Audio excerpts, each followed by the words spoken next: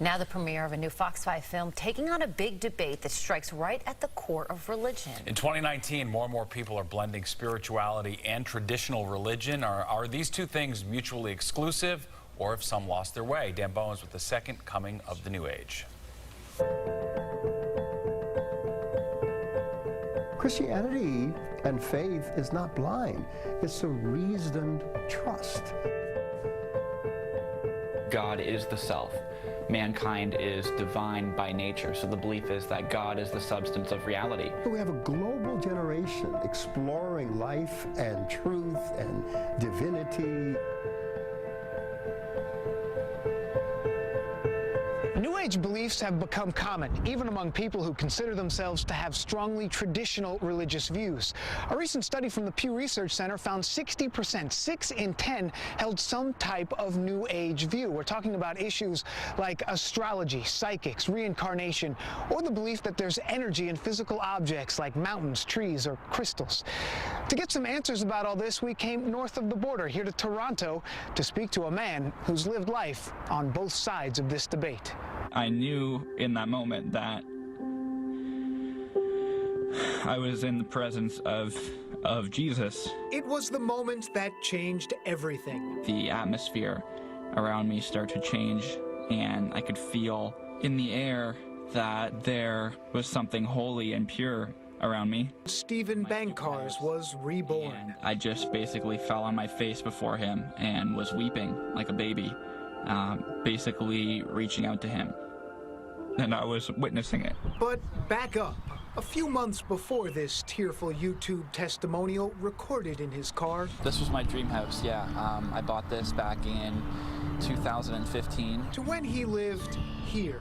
100% of the money I used to buy this house I made teaching New Age practices, New Age doctrine, New Age philosophy online on my website. Stephen had it all. The big house an hour outside of Toronto, that flashy sports car, all paid for with profits from his New Age-based website, Spirit Science and Metaphysics. So I believe that I was God by nature. I shared in the being and substance of God, but there was also an intelligence beyond the universe that I had a relationship with. The articles and web traffic earning him a fortune, tens of thousands of dollars a month. All of my best articles had to do with the afterlife. His content, a mix of spirituality and religious beliefs, the core of New Age. It's a culmination of pagan beliefs and practices that draws from things like Eastern mysticism, the occult, theosophy, Buddhism, Hinduism, etc.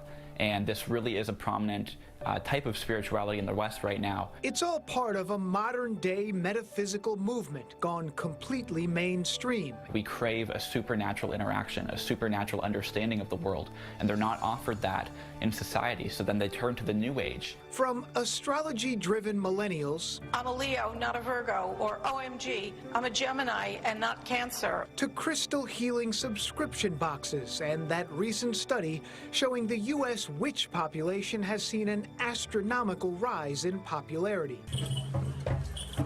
This group descending on D.C., sweeping away evil spirits. New Age leans more towards general spirituality, even personal spirituality. 8 billion people on the planet, we can't have 8 billion truths. Something has to be absolute truth, ultimate truth. Dr. A.R. Bernard is the founder and senior pastor of Christian Cultural Center in Brooklyn, the largest church in New York. I'm not impressed with spiritual power. He describes his services as more teaching than preaching. We are spiritual to the degree that we reflect the nature and the image of God. I believe in our faith tradition, and I think most faith traditions hold to the notion that there's something inside of every human being that seeks the divine, that seeks a sense of purpose, understanding. So here we have this study, 6 in 10 people who believe and consider themselves Christians may hold at least one New Age belief, whether it's reincarnation or a belief in crystals. What do you make of that? Because of social media and communication platforms, more people globally are exposed to these things. It's no longer confined. So it opens to more information coming in for people to sort through and say, wow, that sounds good, that sounds good. And it becomes a menu. Okay, all this other stuff is swirling around. can't do anything about it, can't stop everything, can't turn off the internet. From your own experience, starting small, a few dozen parishioners and 100 and then a few thousand and then now tens of thousands, it must give you a belief and a faith in the word and the power of the structure of the tradition. After a while, people go back to the need for structure, the very structure that they rejected in organized traditional religion.